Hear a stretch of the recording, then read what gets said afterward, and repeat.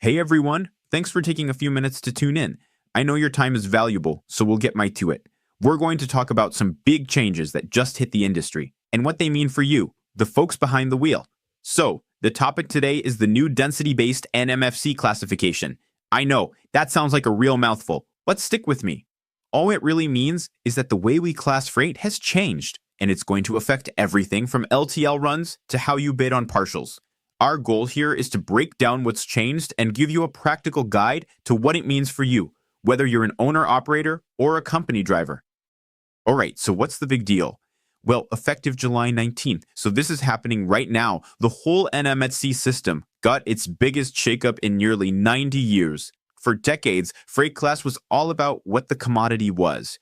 Now, the main thing that matters is freight density, or in simple terms, how much space a shipment takes up for its weight. The whole point is to make pricing fairer and more accurate. It's about aligning the price with what it actually costs a carrier to move something, which really comes down to space, weight, and distance. So what does density-based actually mean for you on the road? It's pretty simple. It's less about what you're hauling and more about how much space it hogs in your trailer. You've all heard the old riddle, what weighs more, a ton of bricks or a ton of feathers? They weigh the same, right? But a ton of feathers is going to fill your whole trailer, while a ton of bricks might only take up a couple of pallet spaces. That's exactly what this new system is all about. While they still look at things like how hard it is to handle or how likely it is to get stolen, for most regular freight, density is now the #1 factor. The bricks are dense, so they get a low, cheap class.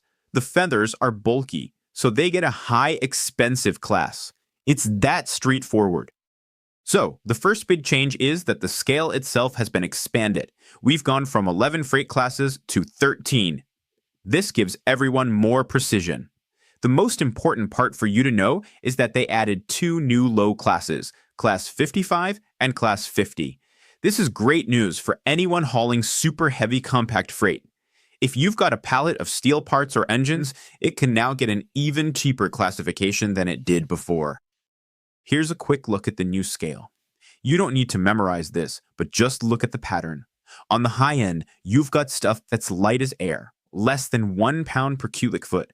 That's your Class 400. Think styrofoam coolers. On the low end, you see the new classes. If you can get freight that's over 50 pounds per cubic foot, that's the holy grail. Class 50. This is your super dense, easy to haul freight that carriers love. Everything else falls in between. Its next one is huge. Over 2,000 old commodity codes have been reclassified or just plain deleted. What this means is that a lot of the old rules you might have learned are out the window. It doesn't matter if it's machine parts or canned goods anymore. If it's a standard shipment, it's now classified purely by its density.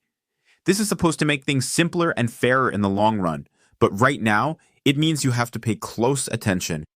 And to help everyone figure this out, the NMFTA, the folks who run this whole show, have rolled out some new tools. The big one is called Class IT Plus. This is the new official online rulebook.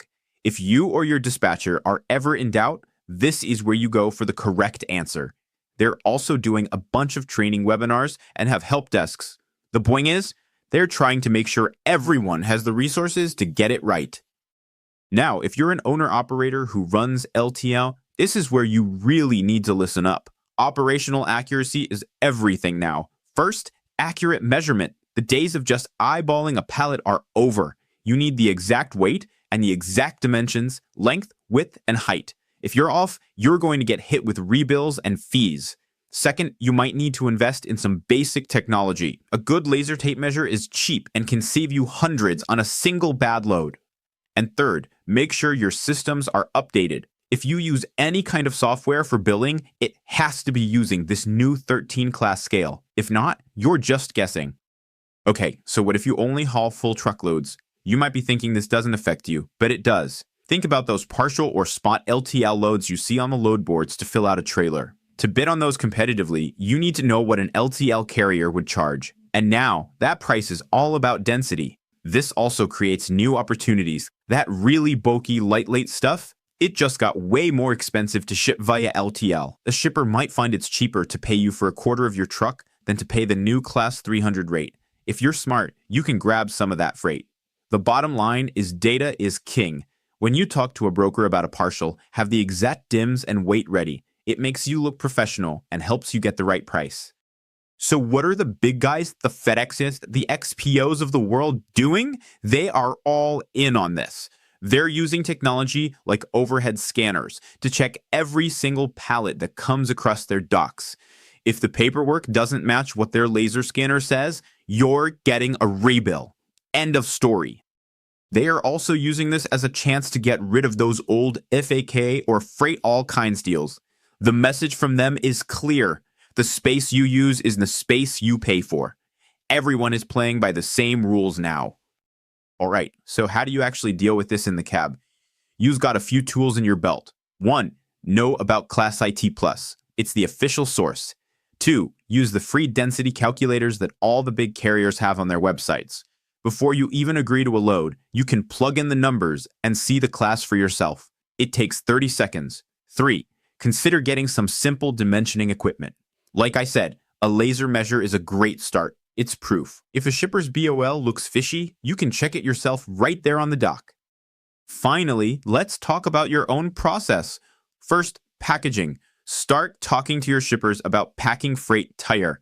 Every inch of empty space in a box or on a pallet can cost them, and you, money. Shipping air is the most expensive thing you can do now. Second, documentation. Make sure the bill of lading has the dimensions on it. If it doesn't, write them in yourself before you sign. And third, audit your systems. If you have contracts with customers that mention old freight classes, they need to be updated now. So let's wrap this up with the 5 things you absolutely need to remember. Density is the new standard. It's not about what it is, it's about the space it takes up. Accuracy is non-negotiable. Measure twice, get paid once. Getting it wrong will cost you. Technology is your friend. Use the online calculators and get a laser measure. Communication is crucial. Talk to your dispatcher, your brokers, and your shippers. Make sure everyone is on the same page. And finally, see this as an opportunity. If you're smart and accurate, you can use these changes to your advantage and find more profitable freight.